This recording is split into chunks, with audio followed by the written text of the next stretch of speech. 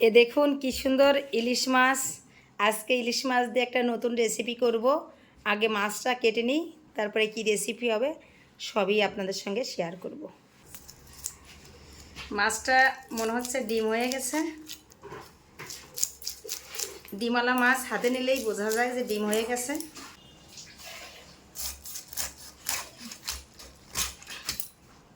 এ দেখুন মাছটা কি সুন্দর জ্যান্ত জ্যান্ত মাছের রক্ত দেখলেই বোঝা যায়।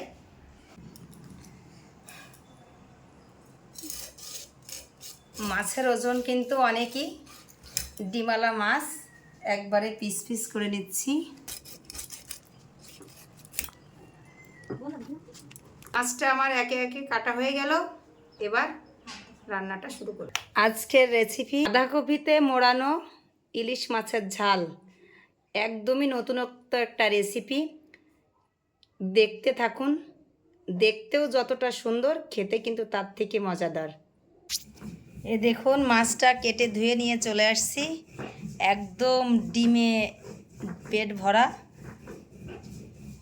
মাছের সাইজটা একবার দেখুন, সাইজটা কিন্তু অনেক সুন্দর। জিরেটা বাটা হয়ে গেছে, এবার তুলে নিচ্ছি। কাঁচা লঙ্কাটা বেটে নেব। সুন্দর করে একসঙ্গে কাঁচা লঙ্কা সরষা বেটে নিচ্ছি। হয়ে গেছে বাটা, একবারে তুলে নিচ্ছি। এই দেখুন যে বাঁধাকপিতে আমি মোড়াবো, বাঁধাকপিটা আমি আস্ত পাতা একটা একটা করে এড়িয়ে নেব। এরকম আস্তে আস্তে করে এই দেখুন কি সুন্দর পাতাগুলো আমি ছড়িয়ে নিয়েছি। মাছটা আমি ম্যারিনেট করে নিচ্ছি। দিয়ে দিচ্ছি লবণ, হলুদ, জিরে বাটা, সরষে দিয়ে কাঁচা লঙ্কা দিয়ে একসঙ্গে বেটে রেখেছি সেটা দিয়ে দিচ্ছি। সরিষার তেল দিয়ে সুন্দর করে মাছটা মাখিয়ে নেব। মাছটা আমার ম্যারিনেট করা হয়ে গেছে। এবার আমি আধা ঘন্টার জন্য ঢাকা দিয়ে রাখছি। কড়াইতে দিয়ে দিচ্ছি জল। বাঁধাকপির পাতাগুলো একটু সিদ্ধ করে নেব। একটুখানি বেশি করেই জল দিয়ে দিয়েছি। এই জলের মধ্যে দিয়ে দিচ্ছি লবণ। এই দেখুন আমি আস্তে আস্তে পাতাগুলো সুন্দর করে একটা একটা করে এড়িয়ে রেখেছিলাম। এই পাতাগুলো একটু সিদ্ধ করে নেব। খুব মচমচে তো, যাতে মোড়াতে সুবিধা হয়। কপিটা আমার সিদ্ধ হয়ে গেছে, এবার আমি ঢেলে নেব। দেখুন কি সুন্দর ফুটছে। এবার আমি ঢেলে দিচ্ছি। এই দেখুন ম্যারিনেট করা মাছটা আমি বাঁধাকপির উপরে দিয়ে দিচ্ছি। মাছের পিসটা একবার দেখলেই পরাণ ভরে যাচ্ছে। খাওয়া তো অনেক দূরে। মশলা দিয়ে দিচ্ছি। মাছের উপরে কাঁচা লঙ্কা, দিয়ে দেব সর্ষের তেল। সব কিছুই উপকরণই আমার দেওয়া হয়ে গেছে। এবার আমি সুন্দর করে বাঁধাকপিতে মুড়ে নেব। যেহেতু আজকে আমার রেসিপির নাম বাঁধাকপিতে মোড়া ইলিশ মাছের ঝাল। এই দেখুন আমি সুন্দর করে মুড়ে নিয়েছি। এবার সুতা দিয়ে একটু বেঁধে নেব। এই দেখুন আমি সুতা দিয়ে এইভাবে সুন্দর করে একে একে সব মাছগুলো বেঁধে নেব।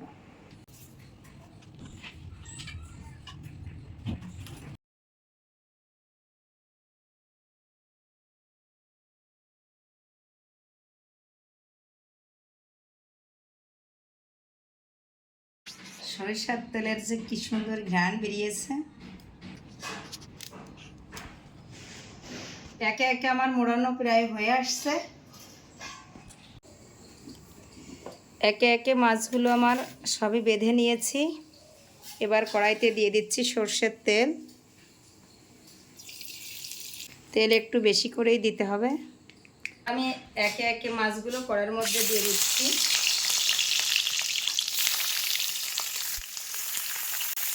কড়াইটা কিন্তু বড় আছে, এই জন্য একবারেই হয়ে যাবে।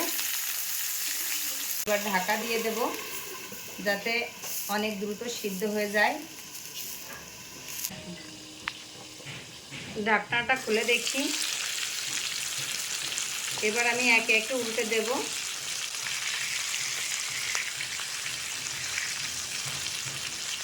বাঁধাকপির তো একটা অসাধারণ সেন্ট বেরিয়ে গেছে।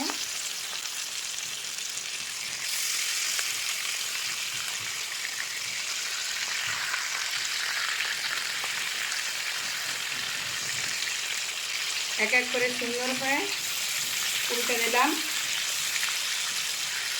এটা কিন্তু একদম মিডিয়াম লো ফ্লেমে আঁচে কিন্তু ভাজতে হবে।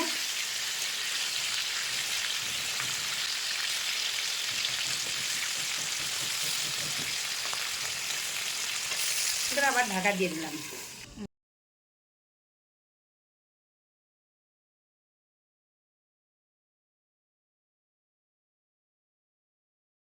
ঢাকনা খুলে দেখি কেমন হয়েছে। এই দেখুন কি সুন্দর হয়ে গেছে। এবার এক একটা করে নামিয়ে নেব।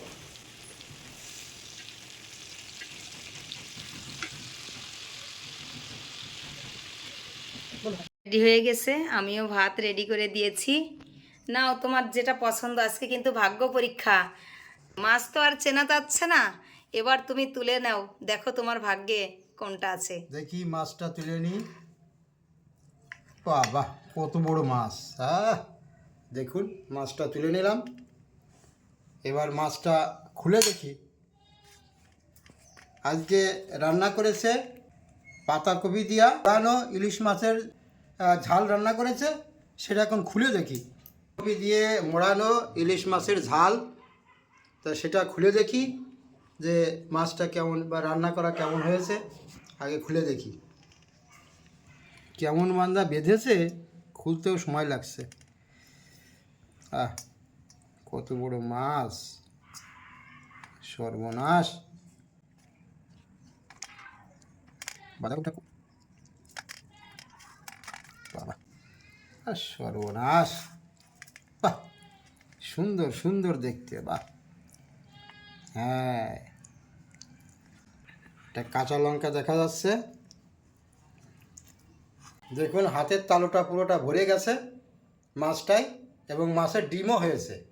আমার ডিমটা খুব প্রিয় তো।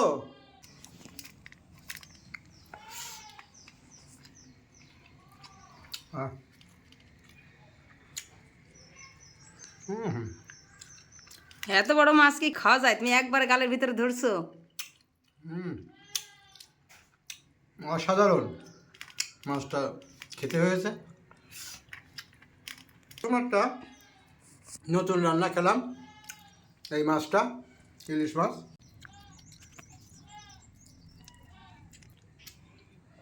ইলিশ মাছের ডিম, কত বড় একটা ডিম!